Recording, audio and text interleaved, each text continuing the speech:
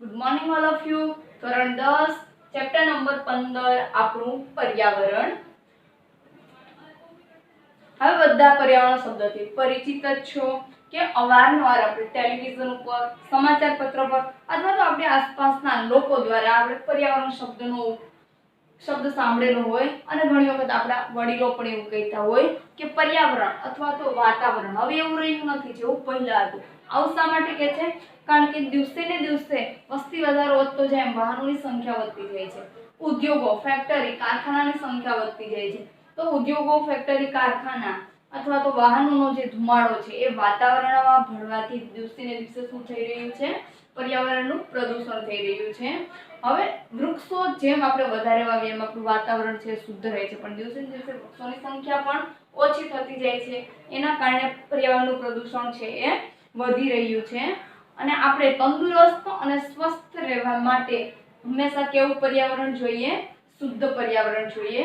તો આ ચેપ્ટરમાં તમારે વાત કરવાની છે પર્યાવરણીય સમસ્યાઓ વિશે કે કેવી કેવી પર્યાવરણીય સમસ્યાઓ છે અને તેનું નિવારણ આપણે કઈ રીતે લાવવું જોઈએ. તો અહીંયા ફર્સ્ટ ટોપિક છે નિવસન તંત્ર, તેમાં રહેલા ઘટકો અથવા તો સંઘટકો. તો નિવસન તંત્ર શબ્દ બધાએ અગાઉના ધોરણમાં સાંભળેલો છે કે બધા જ સજીવો, હા પહેલા તો અગાઉના ધોરણમાં તમારે જૈવિક ઘટકો અને અજૈવિક ઘટકો આવતું. જૈવિક ઘટકોમાં શું આવે? બધા જ સજીવો, વનસ્પતિ, પ્રાણીઓ, મનુષ્ય, પક્ષીઓ તથા બધા જ જીવજંતુઓ, બધા જ સીમા આવશે જૈવિક ઘટકમાં. અને અજૈવિક ઘટકમાં બધી નિર્જીવ વસ્તુ જેમ કે હવા છે, જમીન, તાપમાન, ખનિજ પદાર્થો, આ બધું શેમાં આવશે? અજૈવિક ઘટકોમાં. તો નિવસન તંત્રમાં શું જોયેલું કે જૈવિક ઘટકો અને અજૈવિક ઘટકો બંને એકબીજા સાથે પારસ્પરિક ક્રિયા કરી અને શેની રચના કરે છે? નિવસન તંત્રની રચના કરે છે. જો બધા જ સજીવો જેવા કે વનસ્પતિ, પ્રાણીઓ, સૂક્ષ્મજીવો તેમજ માનવ અને ભૌતિક પરિબળો એટલે કે અજૈવિક ઘટકો બંને વચ્ચે પરસ્પર આંતરક્રિયાઓ થાય છે અને શું થાય છે? પ્રકૃતિમાં સંતુલન જળવાઈ રહે છે. હવે તમે કોઈ એક વિસ્તારના બધા જ સજીવો અને વાતાવરણના અજૈવિક ઘટકો સંયુક્ત રીતે મળી અને શેની રચના કરે છે? નિવસન તંત્ર. એટલે કોઈ પણ નિવસન તંત્રની વાત કરો તો ફરજિયાત બંને ઘટકો હશે, જૈવિક ઘટકો અને અજૈવિક ઘટકો. માત્ર અજૈવિક ઘટકોથી નિવસન તંત્રની રચના થઈ શકે નહીં અને માત્ર જૈવિક ઘટકોથી પણ નિવસન તંત્ર શક્ય નથી. નિવસન તંત્રની રચના માટે ફરજિયાત જૈવિક ઘટકો અને અજૈવિક ઘટકો બંને જવાબદાર છે. જો અહીંયા જૈવિક ઘટકોમાં શું આવશે? વનસ્પતિઓ આવશે, પ્રાણીઓ આવશે, પછી સૂક્ષ્મજીવો આવે, આ ઉપરાંત મનુષ્ય, માનવો, આ બધા જૈવિક ઘટકોમાં આવશે. અજૈવિક ઘટકોમાં શું આવે? તાપમાન, હવા, જમીન, પાણી, પછી બધા જ ખનિજ તત્વો. આ શેમાં આવે? અજૈવિક તત્વોમાં આવે.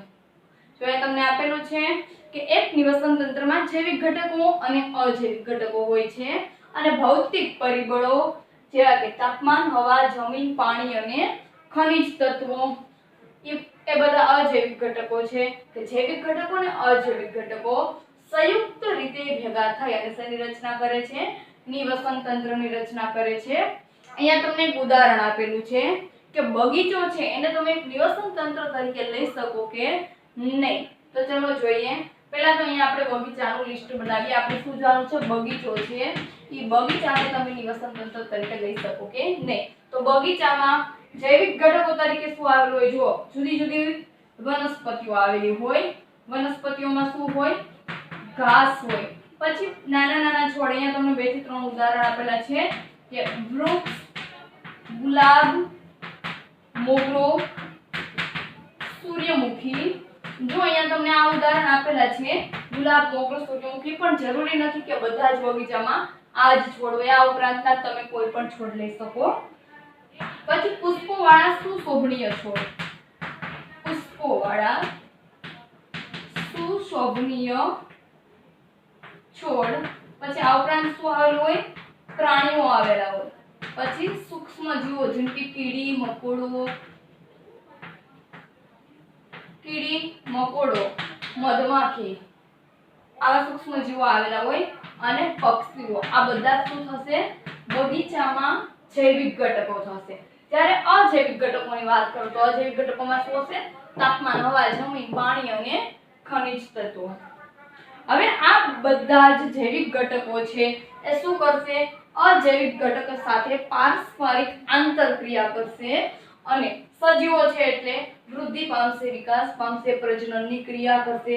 તો આ દરેક ક્રિયા માટે શું કરશે અજૈવિક ઘટક પર આધાર રાખશે અને અજૈવિક ઘટક પર આધાર રાખે છે।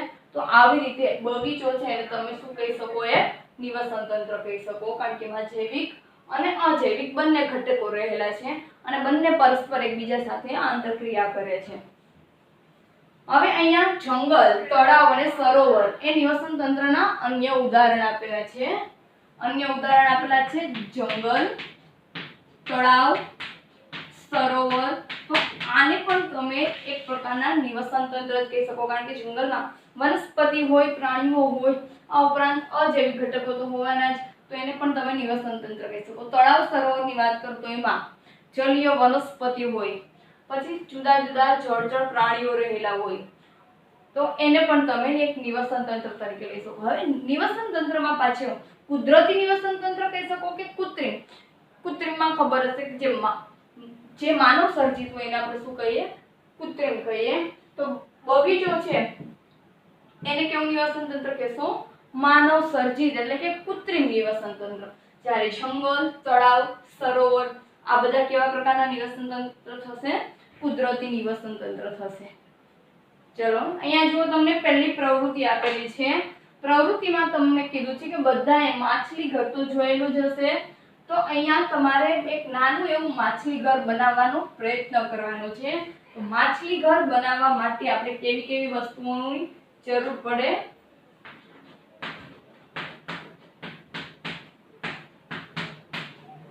માછલી ઘર કેવી રીતે બનાવવું તો અહીંયા એના માટે તમને માછલી ઘર બનાવવા માટે ઘણી બધી બાબતો ધ્યાનમાં રાખવાની કીધી છે। કેવી બાબતો ધ્યાનમાં રાખવી જોઈએ તો માછલી ઘર બનાવતી વખતે તમે જે જાર પસંદ કરો છો કાચનું એ જાર કેવું પસંદ કરવાનું છે કે જેમાં માછલીઓને તરવા માટે પૂરતા પ્રમાણમાં જગ્યા મળી રહે।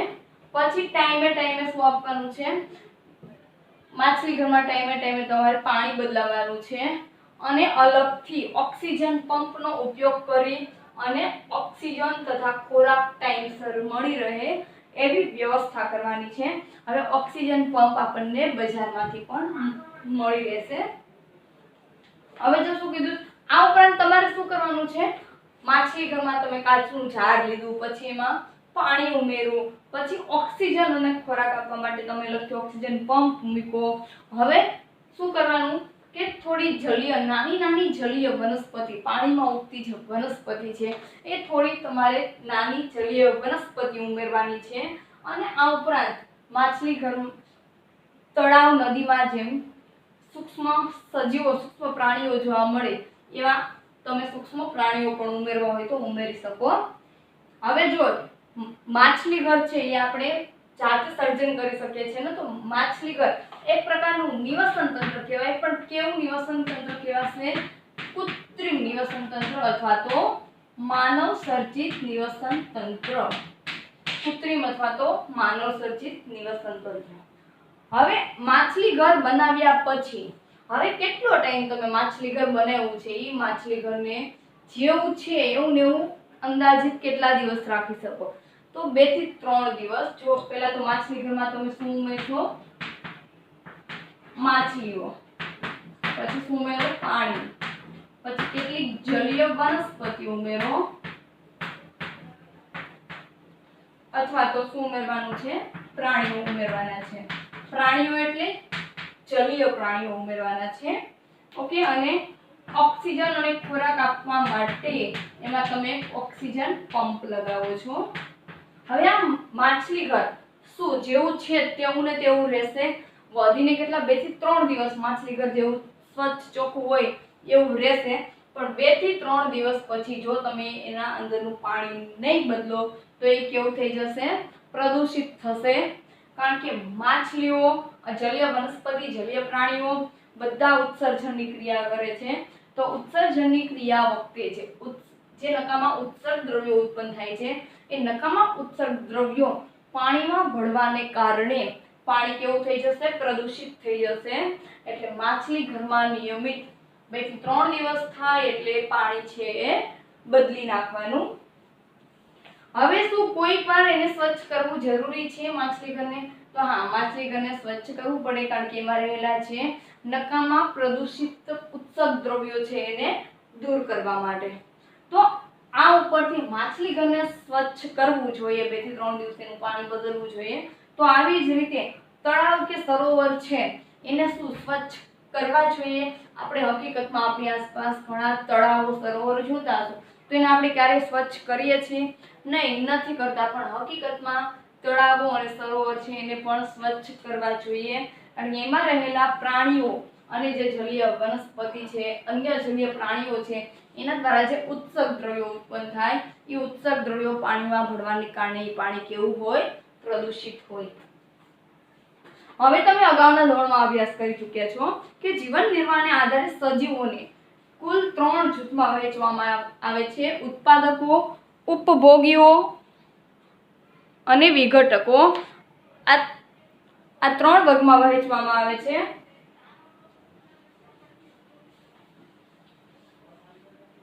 જો સજીવોને કુલ 3 વર્ગમાં વિભાજિત કર્યા છે.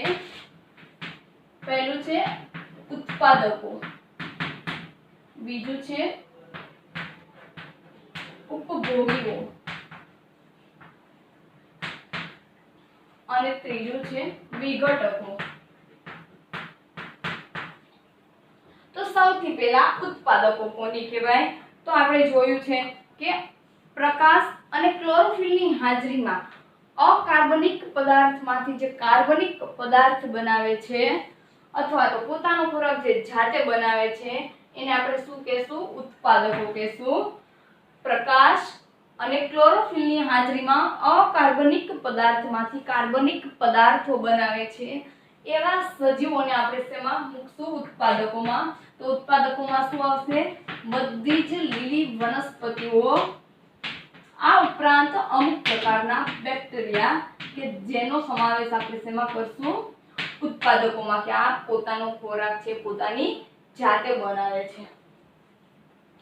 બધી જ લીલી વનસ્પતિ અને કેટલાક બેક્ટેરિયા છે જે માત્ર પ્રકાશ સંશ્લેષણની ક્રિયા કરી શકે છે, અને જે પ્રકાશ સંશ્લેષણની ક્રિયા કરી શકે એ વર્ગના બધા જ પ્રાણીઓને આપણે શેમાં મૂકશું? ઉત્પાદકોમાં. હવે ઉત્પાદકો પછી જોવાનું છે ઉપભોગીઓ કોને કહેવાય? તો હવે જે સજીવો ઉત્પાદકો દ્વારા ઉત્પાદિત થયેલા ઉત્પાદકોએ એટલે કે લીલી વનસ્પતિઓ દ્વારા જે ખોરાક બનાવવામાં આવે છે એના ઉપર જે આધાર રાખતા હોય એ બધા જ સજીવોને આપણે શેમાં મૂકશું? ઉપભોગીઓમાં. ઉપભોગીઓની વ્યાખ્યા શું થશે? કે જે સજીવો ઉત્પાદકો દ્વારા ઉત્પાદિત થયેલા ખોરાક પર પ્રત્યક્ષ કે પરોક્ષ રીતે આધાર રાખતા હોય તેને આપણે શું કહીએ? ઉપભોગીઓ. હવે આપણે બધા જ સજીવો શેમાં આવશું? ઉપભોગીઓમાં. કારણ કે આપણે અનાજ, કઠોળ, ફળ, ફૂલ બધું ક્યાંથી મેળવીએ છીએ? વનસ્પતિ પાસેથી. તો વનસ્પતિ શું છે? ઉત્પાદક. અને આપણે શેમાં આવશું? ઉપભોગીઓમાં. હવે બધા જ સજીવો શેમાં આવે? ઉપભોગીઓમાં. તો સજીવોમાં પણ અહીંયા મુખ્યત્વે જુદા જુદા જૂથમાં વહેંચવામાં આવ્યા છે, જેમ કે શાકાહારી, પછી માંસાહારી. શાકાહારીમાં ખબર છે ને, હરણ, સસલું એ બધા શેમાં આવે? શાકાહારીમાં. માંસાહારીમાં સિંહ, દીપડો એ બધા માંસાહારીમાં આવે.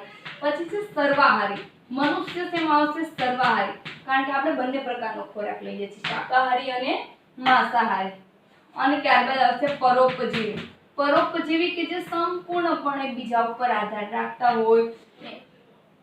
ઉદાહરણ તરીકે અમરવેલ. તો આપણને ખબર છે અમરવેલ કોઈ પણ વૃક્ષને વીંટાઈને રહે અને સંપૂર્ણ ખોરાક માટે કોના ઉપર આધાર રાખે છે? તે વૃક્ષ પર આધાર રાખે. તો એને તમે પરોપજીવીમાં લઈ શકો.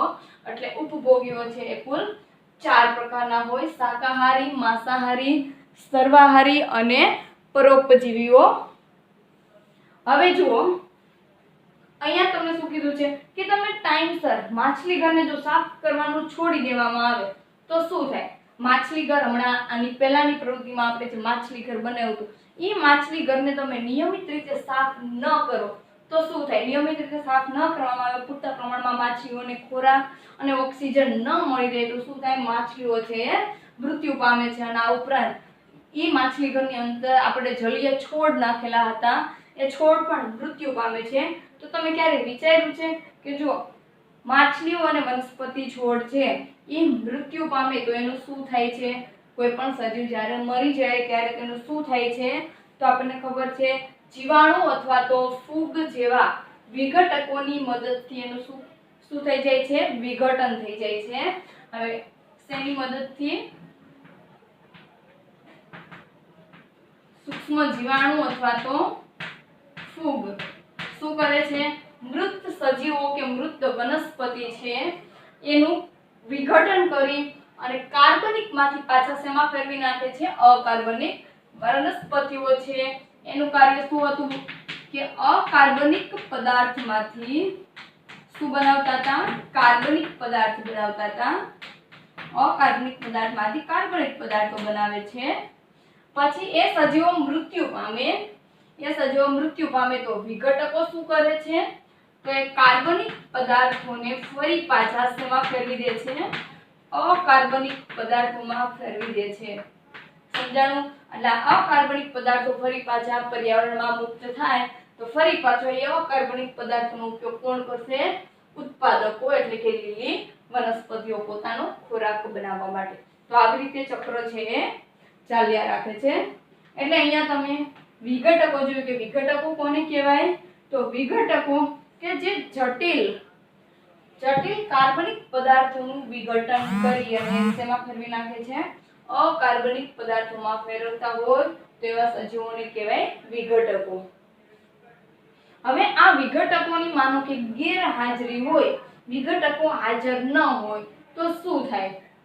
વિઘટકો હાજર ન હોય તો આ કાર્બનિક પદાર્થોનું અકાર્બનિક પદાર્થમાં રૂપાંતર થશે નહીં. અને અકાર્બનિક પદાર્થમાં રૂપાંતર ન થાય તો ઉત્પાદકો એટલે કે લીલી વનસ્પતિઓ એને ખોરાક બનાવવા માટે જે અકાર્બનિક પદાર્થોની જરૂર છે એ પૂરતા પ્રમાણમાં અકાર્બનિક પદાર્થો મળી રહેતા નથી. હવે જો અહીંયા તમને બીજી પ્રવૃત્તિ આપી છે 15.2 કે તમે માછલી ઘર બનાવો છો ત્યારે માછલી ઘર બનાવતી વખતે શું તમારે એ વાતનું ધ્યાન રાખવાનું છે કે જળચર પ્રાણીઓની સાથે ન રાખીએ કે જે બીજા પ્રાણીઓને ખાઈ જાય? જ્યાં તમે માછલી ઘર બનાવો, આપણે શરૂઆતમાં જોયું કે માછલી ઘર બનાવવામાં આપણે કેટલાક જળચર પ્રાણીઓ પણ એમાં ઉમેરી શકીએ. તો ધ્યાન રાખવાનું છે કે જળચર પ્રાણીઓ ઉમેરતી વખતે એવા પ્રાણીઓ નથી ઉમેરવાના કે જે એનાથી નાના પ્રાણીઓ હોય એને ખાઈ જાય. ભક્ષક નામ સાંભળેલું હશે. ભક્ષક કોને કહેવાય? કે જે એનાથી નાના કદના પ્રાણીઓ છે એનો ખોરાક તરીકે ઉપયોગ કરતા હોય તો આપણે એને ભક્ષક કહીએ. તો આવા ભક્ષક પ્રાણીઓ ઉમેરવાના નથી. જો આવા ભક્ષક પ્રાણીઓ ઉમેરો માછલી ઘરમાં તો શું થશે?